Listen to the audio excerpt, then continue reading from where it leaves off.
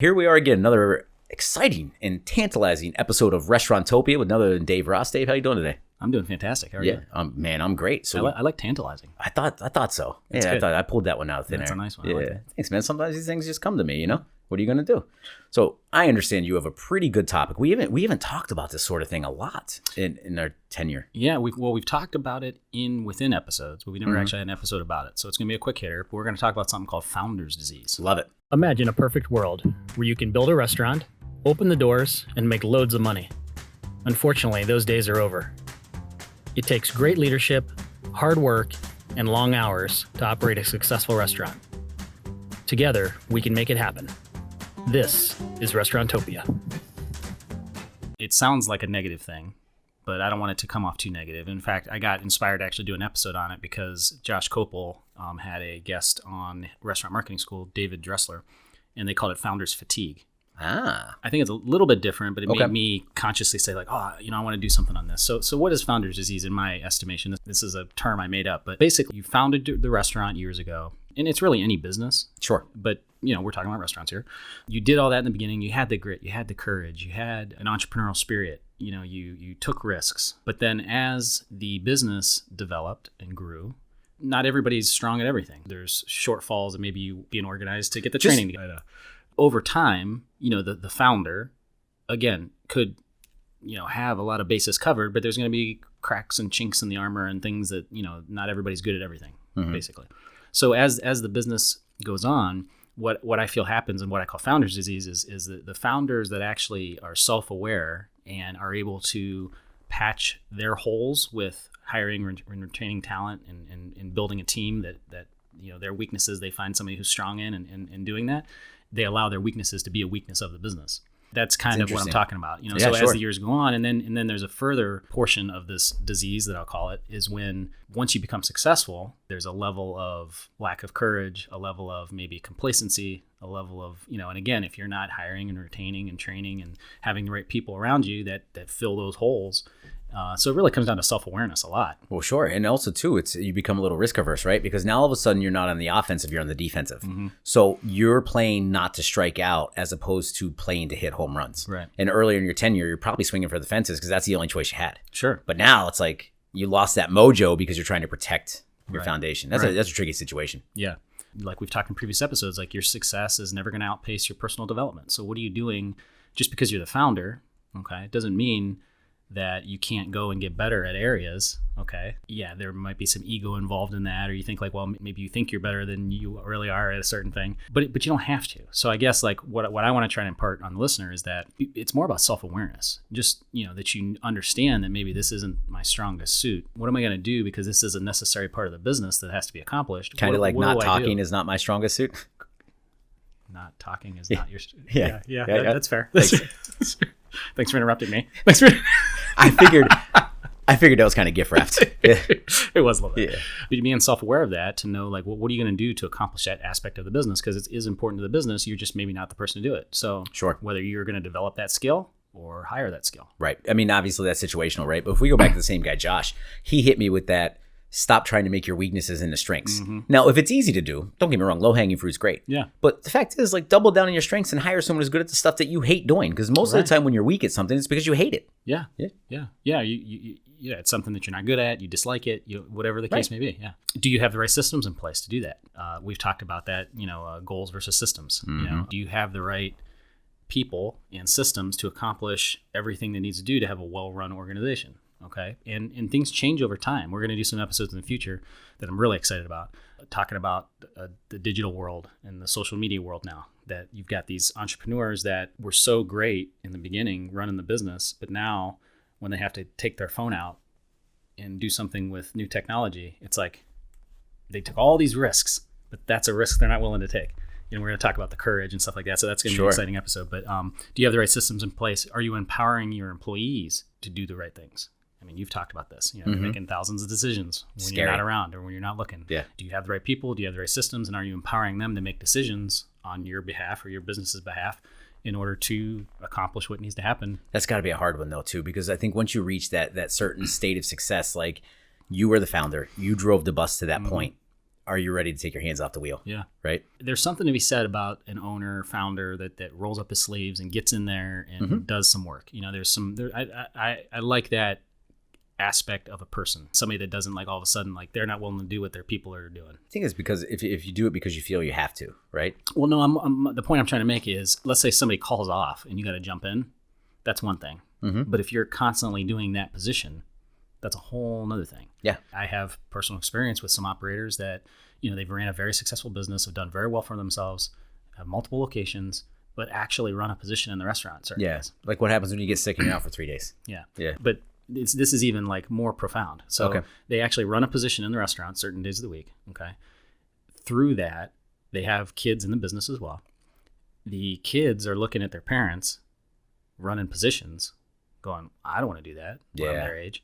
And so the ability for those people to pass the business down to their kids is infinitely more hard because they only know what their parents are doing. They're looking at it like, I don't want to do that. Dude, and then they're questioning whether or not they even want to. I've seen it so many times. And it's a great business. It's not like, but they just have ran a position for so long instead of being an operator, being managing, hire, and all those things. They're risking the future of their business and their kids having an opportunity in taking that legacy.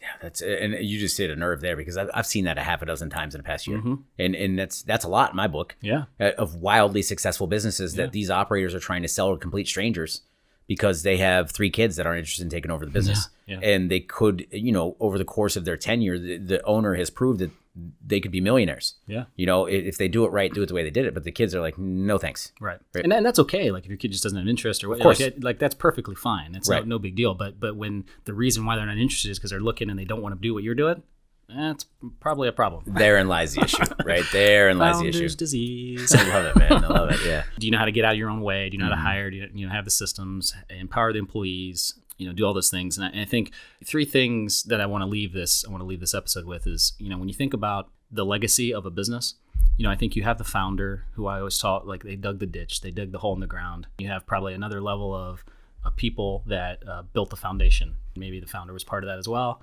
And then once you got the foundation built, you've got this beautiful building that's above ground that everybody gets to see and admire and whatever it is. So, are you the architect of that process or are you the one doing everything? Are you the mason? Right. Exactly. I think if you think of it that way and you think of the people maybe in your business now, like who was with me in the beginning, who dug the hole with me, who, put the bricks, down for the foundation, and then who are the people that are going to take that and run with it and actually maybe even have all the praise of the future of this, beautiful building that was erected. Nobody's looking at it and go, wow, that's a solid foundation. They're like, no, it's a great, beautiful building. I think if you intellectualize that, that'll maybe help kind of identify the people that, and again, could it be your family? Could it be your kids? Could it be, whatever that is, or could it be just people that you've developed throughout, running the business? But I just thought it was another cool way to kind of look at it and round it out. No, it's a great point because I know of an operator that came specifically to that. You have the dad who founded it's a small restaurant and they do really well though. Highly efficient, great product, good sales. The son is in the succession plan. He's highly tech driven, very forward thinking. Of course, he's his dad's son, so there's a lot of similarities. But the dad is having problems because he helped build that foundation as the mason, and then the son wants to paint it a different color and bring it to the future. And the dad is apprehensive. He won't leave the business. He retired 2 years ago, but he's still there every day, right? And so the son becomes frustrated because he's like, well, Dad, listen, you passed this on to me. I bought this from you. Like, get out of here now. Right. But it's the dad's legacy, and it's so emotional, he can't let go. And I think one of the more difficult parts is for that individual to watch their child being raised by someone else in a different way, right? And they automatically associate that as wrong. Well, it's not my way. I did it this way for so long, and I was successful. And it's hard for this individual anyway, and I shouldn't generalize, but I feel comfortable doing so. He is not comfortable with the way his son is running the business because it's different from what got him to where they're at. Right. And I bet you it's more, and I don't know who you're talking about, but I bet you a lot of it, if not all of it, has to do with still being needed.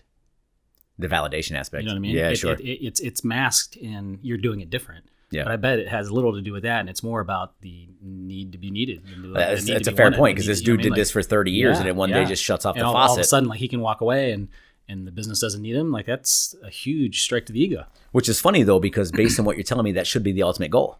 Right. Right? Isn't that funny? Yeah. Because he should look at that and be like, oh my God, what a is amazing. success. Yeah. Like, yeah. But it's not the case. Right. Hence again, because he suffers from founder's disease. Yep. Right? Absolutely. I see what you're doing here. You got it? sly coot. You got it? Yeah. I like it. I like how we just wrap that up. Yeah, that was good. That was That was nice. good. No, listen. So what are your closing thoughts on that? I mean, if you had to give some like broad stroke advice to people, I mean, we just hit on a very poignant kind of thing. There is the thing that plagues people should be the ultimate goal. I've worked with a lot of owners, and the ones that seem the happiest, and I could be wrong, this is just my perception, are the ones that aren't bound to the daily operations. The ones who are scaling their model in pursuing other business ventures Right. are the ones who aren't tied down to the grill, aren't tied down to the front desk, aren't tied down to the steps of service. They've actually been able to trust someone to do that for them, knowing that maybe that person's going to do a little differently, but to be just as effective in their own way. Right. Right? Yeah, no, I think the biggest takeaways are, first of all, self-awareness. I think just in life in general, like, are you aware of your shortcomings? Are you aware of like your maybe your tendencies to actually work a role and kind of like step back and think, okay, is this me? You know what I mean? Is this what's going on? And then I think that's the first step, because once you understand that, then you know where to go. You know what to do. I'm not saying you got to change anything. Again, you can continue to do what you're doing, but Absolutely. But based on what you're doing, you're getting what you're getting. So as long as you're fine with it, you don't have to change anything. Yeah, and This that isn't might be necessarily awesome. a negative. Right. Yeah, It might be awesome. But if you do see yourself doing what you're doing and being a little miserable, being a little like annoyed Cynical. by it, being a little cynical, Fatigued. being fatigued, those types of things, then you might want to reevaluate what we're talking about. Yeah, I'm a huge proponent of that. And I deal with that over life. Is I get frustrated about certain things, and I'm so reluctant to do things differently.